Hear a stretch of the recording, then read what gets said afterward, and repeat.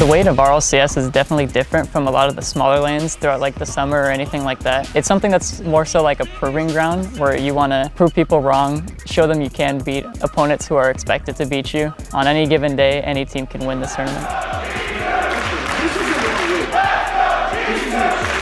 Ladies and gentlemen, put your hands together for G2 Esports! I think the chemistry with the team has definitely improved since our first few lands.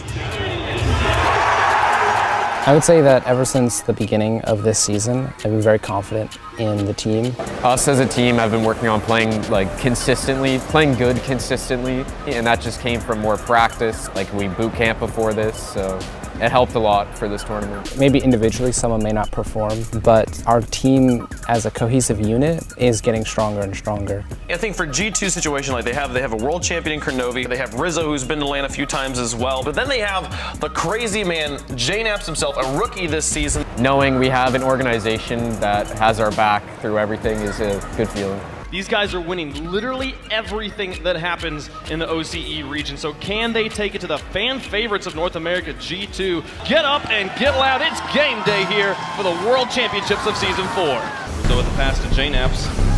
Looking to make a play early on. Puts it over the top of Torsas and Cheat. Inaugural game of Season 4. Jake's going to secure it here with another goal. 3-1 Chiefs. Drippe unfazed, gets the clear, and now a shot on net. Puts it through. Chiefs up 2-0. James following along. He's got Rizzo in the midfield to work with. Looks for the pass over the top of one. He'll look for the redirect over the 2. Beautiful play from G2 as the Jacob now on net. JNaps in, puts it through, and G2's got them shut down by JNaps. G2's defense finally shows up, holds on, and they get the 3-goal comeback. Torsas can clear outwards, but JNaps down and under. Drippe got zoned out hard by Rizzo, who gets the assist here. Out to Jake, the shot is sucked down by Rizzo. Kronovi to push it across that midfield line, and he'll keep that ball on the ground. G2 sends us to game 5. A display from Chiefs there at the very end, but a little too late.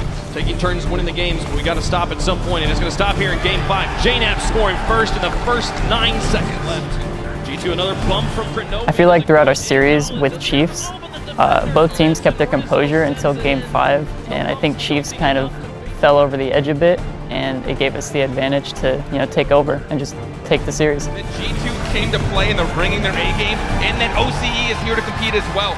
Going to game 5 was maybe not quite expected. We were hoping for a 3-1 to be a little more comfortable, but they came out pretty strong, but we held it down in game 5. They crumbled under the pressure and we didn't, so we were pretty happy about that. So did Rizzo.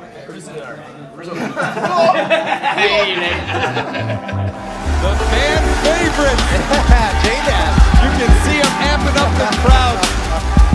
The crowd always seems to go crazy for us. I'm not too sure why, but definitely appreciative to have that much support from the fans. I think the difference in fan engagement between other teams and our team is just that me as a player, I've been around for so long. I was one of the few streamers, and so I got a lot of popularity off of that. Rizzo also has a lot of content creation. He's an epic memer, People are really attached to that and very fond of that. And of course, JNaps is just a monster player. People love to follow. Who's the best? And JNaps is always in discussion for that. To be so young and have all these fans in a professional gaming career is honestly it's a dream come true. I have to use this as an advantage and keep going. Without the fans, I don't think the team, maybe on a bad day, we wouldn't have those pick-me-ups that other teams would get if we had no fans. I think RLCS is definitely the biggest Rocket League event, so seeing that many fans was kind of overwhelming, and it was definitely the most we've ever seen.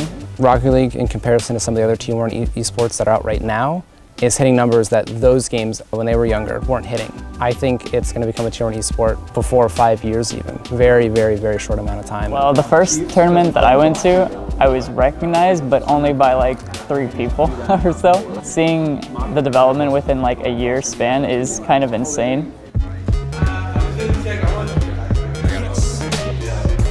Scrims have been going pretty well. We're working on just playing at a fast pace and also keeping ball possession. And we're working on getting the ball from defense to offense without losing it and trying to get as many score attempts as possible. We really just need to focus on our rotations and our comms and some boost control, some fundamentals really, and I think we'll be fine. My family supports me 100%. on my journey as a Rocket League player. Like ever since I started making like $10 or $15 from tournaments. They're incredibly supportive, even if they're not actually at the event. And seeing them here, definitely, it makes me feel great, knowing that I have them by my side and supporting me.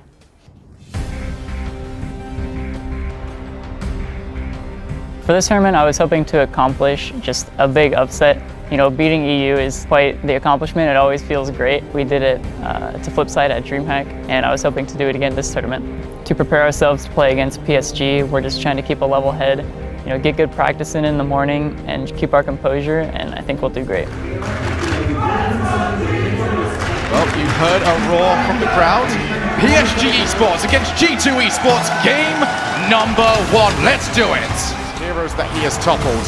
There's going to be a shot. There is the demo. There is the goal. G2 retake the lead. Rizzo tries to get the clear, but it is PSG with all the pressure. Here's Jamera. Open goal, and he will turn it in. When we were playing against PSG, after the first game loss, it didn't feel like we really lost that game. It just kind of felt like a few defensive mistakes caused us to have that loss, but I was really confident in bouncing back in that series. Jumps straight down, but now Rizzo on the other end of the pitch. Rizzo! He will hit it straight into the goal. What a shot here from Rizzo. G2, yet again, will take the opening goal now. They need to see what they can do with it. J-Naps wants to try and make it too. Oh! Bluey will turn it into his own net. This is so unfortunate here for Bluey. He tries to get the challenge off of the back. PSG plays very fast. They're very creative, they're very loose. So we really need to be on our toes and really smother them. Just shut them down, shut down every pass, try to win as many 50-50s as we can, but also keeping our rotation in mind. Now 2 players committed yet again. PSG, they've got to sort this out. They've overcommitted. J-Naps can turn that in. PSG are their own worst enemies right now. We saw G2 suffocating PSG. How long has it been since we saw 2 North American teams make top 4?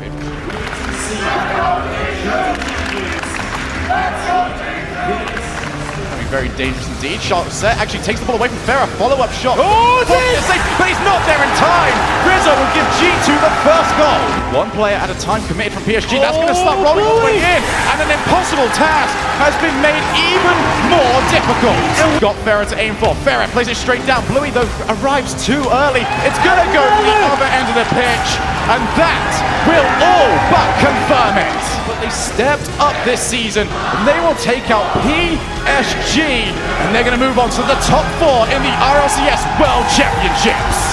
Wow, and you can just hear the crowd erupt as G2 moving on. I really feel like the team was the most on point it's been in a long time. So we were kind of worried going into the PSG game, and all of our wins have gone to game 5, but this was a 3-1 for us, so we're really proud of it. Cloud9 versus G2. Winner stays alive and makes top 3. Our match with Cloud9 were very close. I think any team could have taken it. I think we put up a good fight. We had a lot of close calls, making saves in 0 seconds, 5-minute overtime. I think we could have edged it out, having made a couple better defensive touches, but in the end, we didn't take it. Kronovi will do it, seal the deal. Cloud9 stays alive. Regardless, I'm happy that we made top 4 and being top 2 in North America. I think it's a huge statement for us, and I look forward to more tournaments with the team. Rocket League to me is, at this point, kind of an addiction. I kind of can't stay away from it. It's incredibly fun. I have great teammates to, you know, support me, to play with anytime. The community is one of the best out of any games I've seen. This one just has so much more support than others. This game wouldn't be where it is without them, without people watching, without people going to events and cheering. All these signs, all the love, all the support is what keeps me going. It's what gets me out of bed in the morning. After this event, my mindset for competitive Rocket League is to never stop. Losing always makes me feel more competitive, and I just want to come back even stronger next time.